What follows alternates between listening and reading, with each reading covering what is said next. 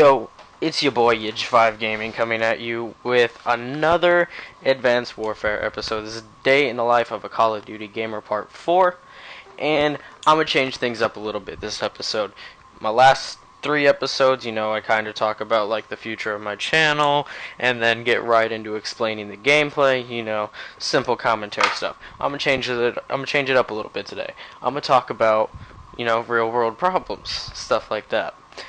So, recently, I think it was like a couple days ago, some shit like that, the Michael Holmes or James Holmes case, whatever his fucking name is, the guy who shot up the movie theater in Aurora, his verdict came out the other day, and they publicized it on the news, and you can go check it out on CNN's website and stuff like that.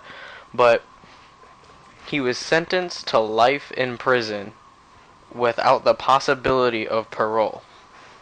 Now, personally, I don't think that's fair. I think that they should have given him the death penalty.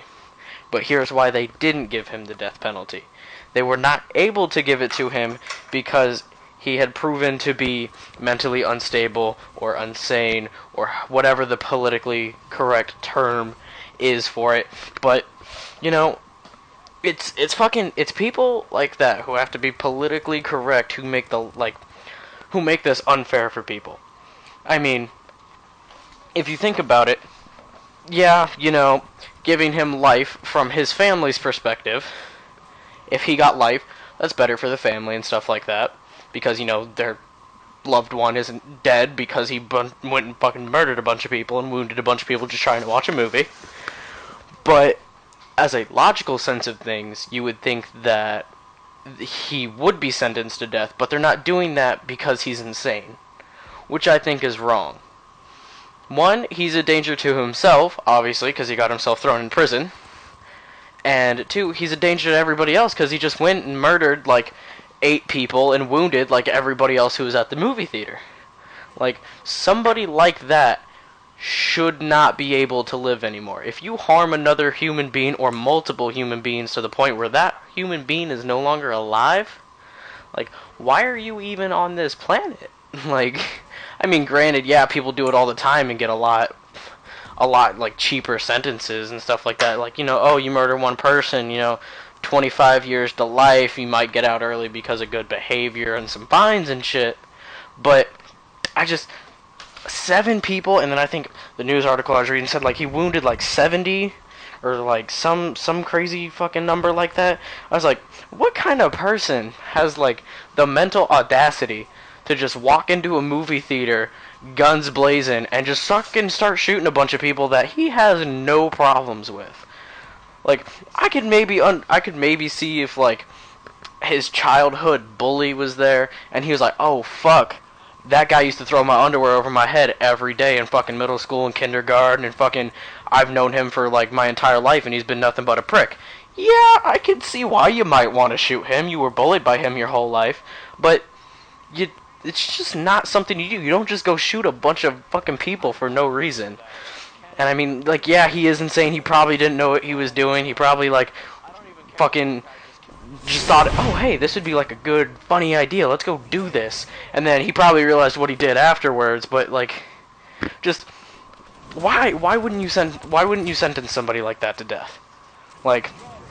Let's throw it back to history class. I think the Turkish leader or some shit like that, Hammurabi, he had that really strict law code or whatever, where we get the saying, eye for an eye, blood for blood. He spilt blood. His blood should be spilt too. Granted, we wouldn't torture the fucking shit out of him. We'd probably be lethal injection because we don't do electrical chairs and shit like that in most states now. But how would you his family probably wouldn't agree with it because he does have insanity problems and stuff like that. But how is it fair that somebody who's killed and wounded a bunch of people is allowed to stay alive? Granted, it wouldn't be fun for them because they're in prison, but for the families who actually lost people, why is it fair to them that the guy the guy who killed their family members is allowed to live for the rest of his life with free food, free fucking probably not entertainment because we're probably going to a really fucking strict prison, but free food, free place to fucking live, doesn't have to worry about anything, just has to follow the rules at the prison. and he'll probably be watched like a hawk for the rest of his life. Why is it fair that one person who kills 7 guys gets that treatment, but for the families of the people who lost people on that day, like, they have to live not with that family member anymore for the rest of their lives, knowing that the guy who killed their family member is just sitting behind bars getting free food and a free place to stay for the rest of his life. I mean, granted, he probably will be treated like shit while he's there, but, like, you just, like, I don't know. It's a weird topic. Like, it's hard to explain. Like, I don't... Hold on. Let me take a second here. Whew. Okay, yeah. But, like, and they were saying that, like, the jury couldn't come to, like, an anonymous, like, sentencing thing, because they all wanted death, but they weren't allowed to give it to him. Like, if the... let's just say this. Let me give you an example. So, say I were to walk into a movie theater 2 days from now after doing this commentary, and somebody really pissed me off. So I was like, you know what? Fuck that person. I go into a movie theater, that same movie theater, a couple days later, and I'm like, hey, that guy really pissed me off last time. If anybody tries me this time, I'm just gonna fucking shoot a bunch of people. You can't try me if you're dead. And I'm not saying this is what happened or anything like that. I'm just using it as an example.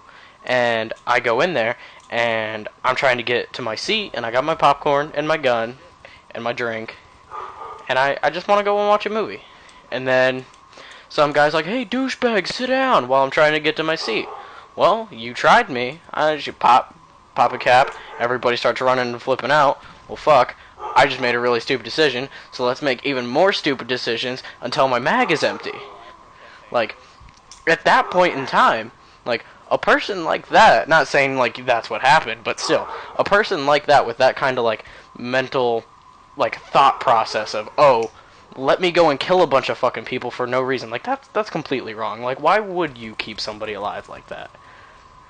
Like, fuck being politically correct. Fuck whatever the family of the person who did it thinks. Like, fuck what society thinks about this whole situation. Do what's morally right. If he killed 7 people, kill him. Like, I'm sure the people there were fucking just trying to watch, like, Transformers or some shit. Couldn't even fucking do that. Like, it's ridiculous.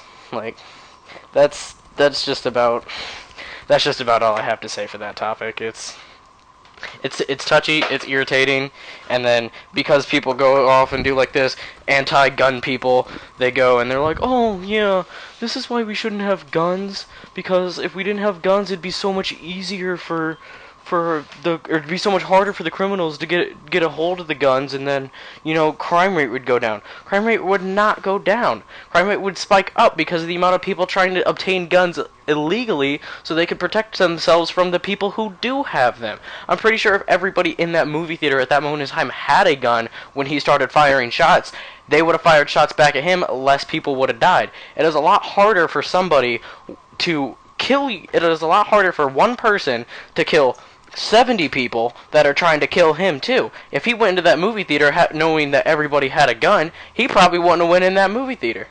So those anti-gun nuts, they can, you know, they can go fuck themselves.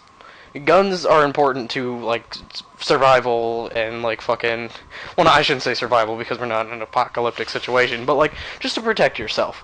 I'm pretty sure if at least one person in that movie theater had a gun besides the guy who was shooting everybody, the outcome would probably be a little bit differently.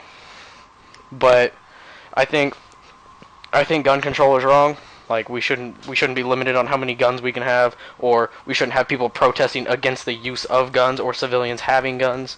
And it's because of stupid fucking people like them and the stupid fucking people who abuse the right that they can have guns that we get problems that arise like this every once in a while that take headlines on the news.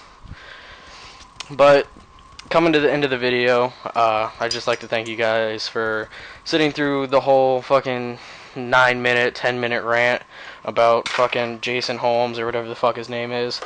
And be sure to, you know, like, subscribe, go check out the rest of the squad, their channels. I'll link their descriptions down below.